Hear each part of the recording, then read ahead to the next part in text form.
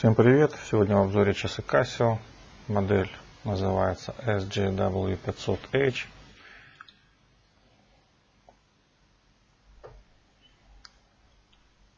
Вот. Это модель с компасом, с термометром, как гласит этот шильдик. Давайте их снимем, посмотрим на них поближе. Часы диаметром 44 мм. Толщина корпуса 13 мм, ремешок пластиковый, корпус тоже сделан из пластика. Здесь вот логотип такой, ватажезист 100 метров, то есть водозащищенность 100 метров. Стекло из акрила, оно немножечко топлено, совсем чуть-чуть, защищается вот этими выступами. Вот, давайте посмотрим на заднюю крышку. Задняя крышка из нержавеющей стали. Видно, что модель относится к категории иллюминатор, то есть с яркой подсветкой. Также есть время восхода и захода солнца, но обо всех этих функциях я чуть подробнее расскажу. Используется японский механизм. Часы собраны в Китае и водозащищенность 10 бар, то есть 100 метров. Давайте вернемся к лицевой части. Значит, существует вот кнопка выбора режимов. Сейчас мы находимся в основном режиме. В основном режиме мы можем поменять изображение, отображение дисплея, вот который цифровой, мы можем изменить. Или он будет дублировать показания стрелочной части, то есть аналоговой части. Соответственно, вот сейчас стрелка немножко прикрывает, но видно 13 часов 34 минуты. Или отображает день недели, дату и месяц. Что интересно, мы можем вот это все поменять и установить в том порядке, в котором нам удобно. То есть часы позволяют выставить 12 часов или 24 часа отображения времени, но что интересно, часы позволяют вот в этом режиме поменять вот Y это год, D это день и M это месяц. Соответственно, мы можем изменять порядок отображения в том формате, в котором нам привычно. То есть в западном формате привычнее, чтобы шел месяц, потом число. У нас привычнее, чтобы вначале шел день недели, потом номер месяца. То есть мы выставляем тот вариант, который нам удобнее. Также мы вводим координаты нашей местности сразу же. Координаты моего города вы видели. То есть это 48 градусов северной широты и 35,5 градусов восточной долготы. Вот. На этом установка закончена. Я не буду показывать подробно, как выставить время. Давайте остановимся на функциях. Теперь пройдемся по функциям. Одна из самых важных функций, ради которых эти часы покупают, является функция компаса. Я сейчас покажу. Здесь компас необычный. Он электронный, но с аналоговым отображением. То есть вот эта секундная стрелка отображает показания компаса.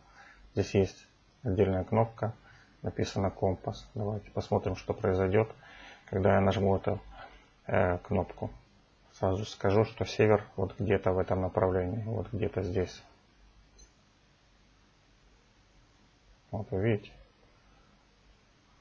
Вот я вращаю, то есть он от меня немножечко левее, чуть-чуть левее, совсем едва заметно. Вот это север, то есть вот мы получили показания компаса. Вот он все время.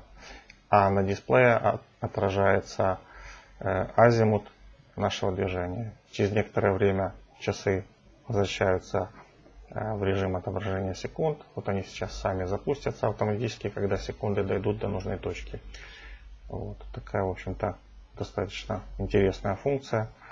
В привычном формате отображается показание компаса. И еще есть здесь термометр, мы тоже нажимаем. В данном случае 27,8 градусов по Цельсию. Мы можем изменить эти показания, они будут отображаться в Фаренгейт. Прошу заметить, что на показания термометра влияет то, что часы я держу в руке. Если бы я их положил, показания бы уменьшились на пару градусов. Соответственно, если вы хотите получить достоверные данные, то снимите часы, пусть они полежат, и, соответственно, потом нажмите кнопку для температуры, показания температуры, и получите достоверные данные. Следующая функция — время восхода солнца. вычисляется 4 часа 42 минуты в той местности, где я проживаю. Если мы хотим посмотреть время захода солнца, или если мы хотим посмотреть на следующие дни, мы можем посмотреть, к примеру, на 3.7.2015, 4 часа 44, то есть немножечко позже. А вот здесь мы выбираем, и вычисляется время захода солнца. В 20:41 будет заход солнца. Следующая функция — это возраст Луны. Тоже часы вычисляют. 13,8 лунных суток. Я, честно говоря, в этом не очень хорошо разбираюсь, но просто примите сведения для того, кого эта информация важна. Будильник. Здесь 5 будильников, то есть я не буду подробно на них останавливаться.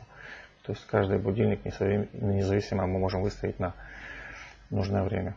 Следующая функция — секундомер. Секундомер здесь достаточно простой. Старт. Также мы можем посмотреть промежуточный результат.